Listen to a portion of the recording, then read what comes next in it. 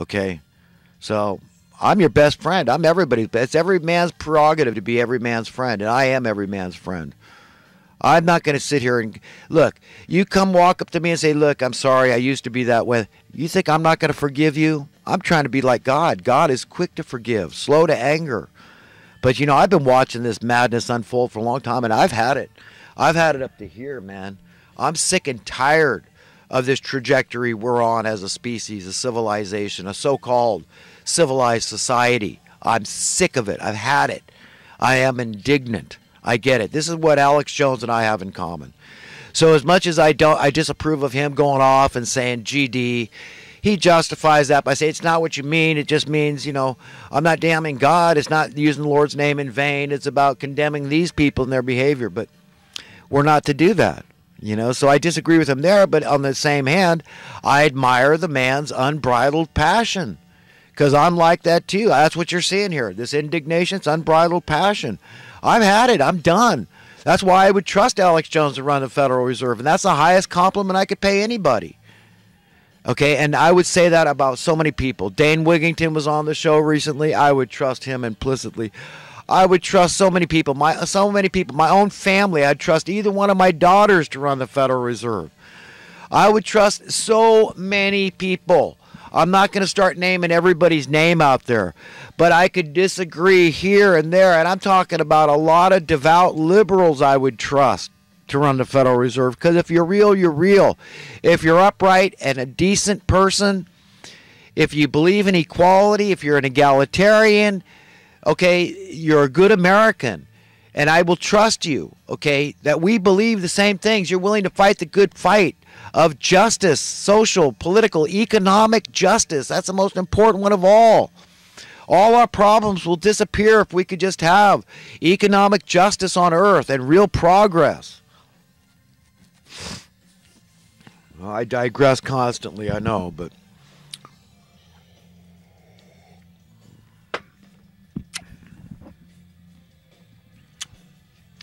we've got massive earthquakes in New York. In Mexico City, massive earthquake. We got massive hurricanes. We got sinkholes and rumors of wars and wars all over the world, just like Jesus predicted toward the end of the age and the beginning of the new age. It's all there. Lots of fear to go around.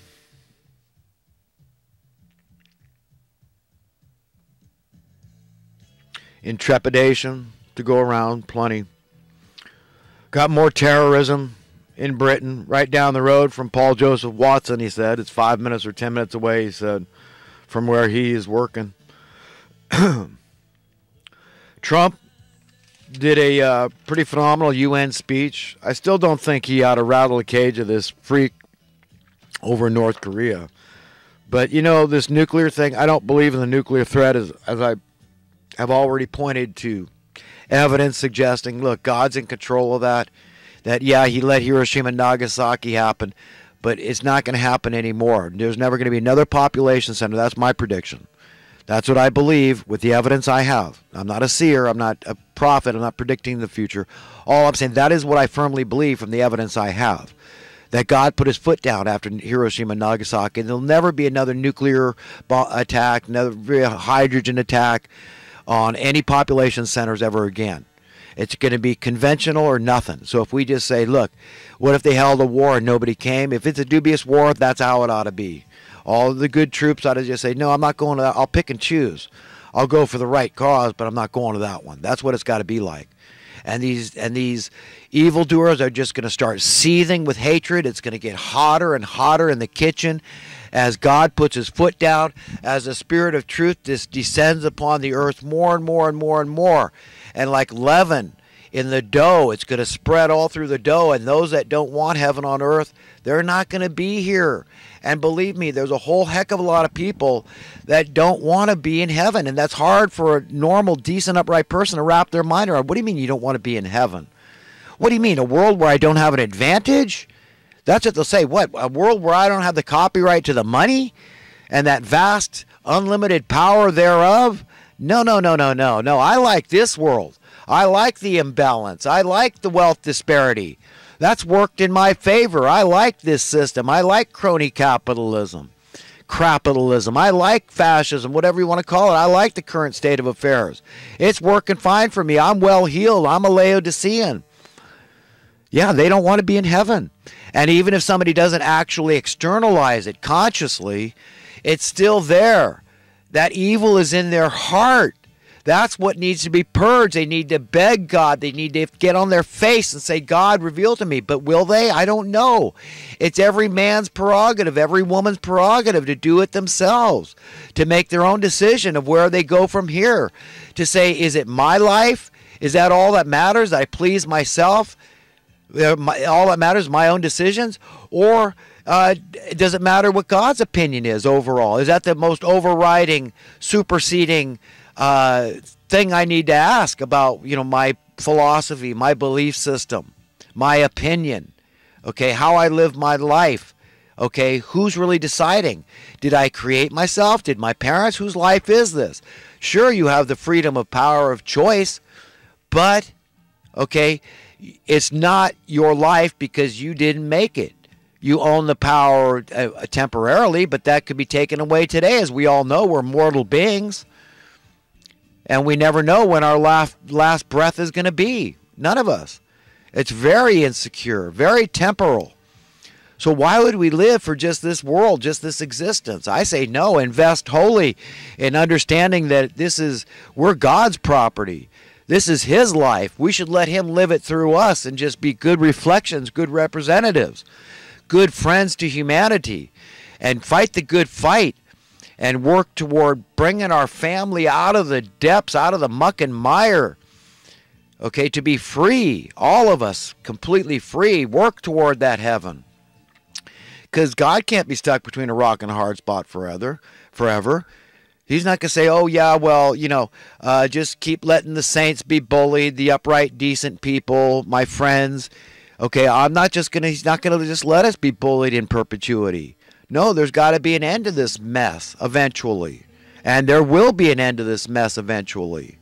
God's will is going to be established on earth.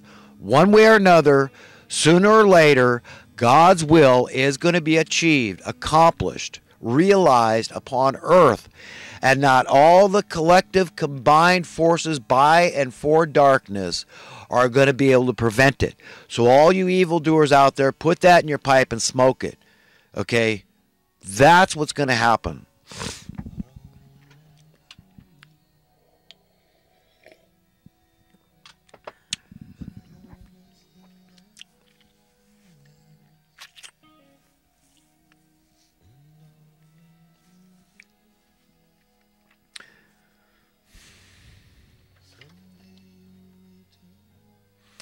This business about getting these RFID chips and the convenience and the advantage that will give you, that's going to get to be a bigger and bigger push, and it's going to become a bigger and bigger, more and more clear, let's say, that if you don't get chipped, okay, that it's going to be a disadvantage.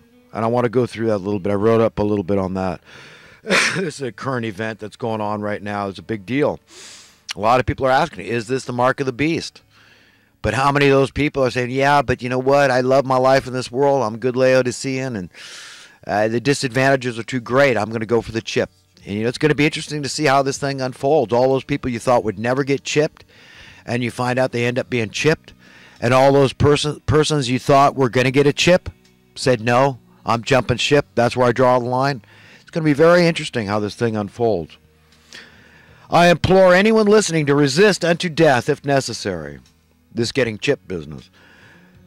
This very much appears to be the biblical warning to not to take the mark of the beast.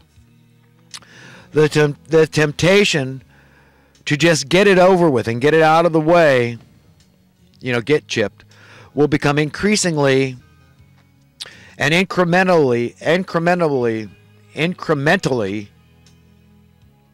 more powerful. The temptation will become more powerful. The disadvantages of not receiving the mark will become more and more clear, and those whom trust in themselves the most, believing they have common sense, they are practical and pragmatic, will want to be among the very first to receive the mark. They will try their hardest to to coerce others and to force others to become chip to survive and to be like them, because misery loves company, right? They don't want to be alone. They want to be the popular ones, the smart ones that got the chips first. In order that you can buy and sell, because they have a self-interest. You won't be able to buy their crap, right? If you don't have a chip, that's what it's going to come down to eventually. We're in a lot of trouble, my friends, in a lot of trouble. We need God. End of the story. We need God's help. Okay, and no man is going to do anything. Trump's not going to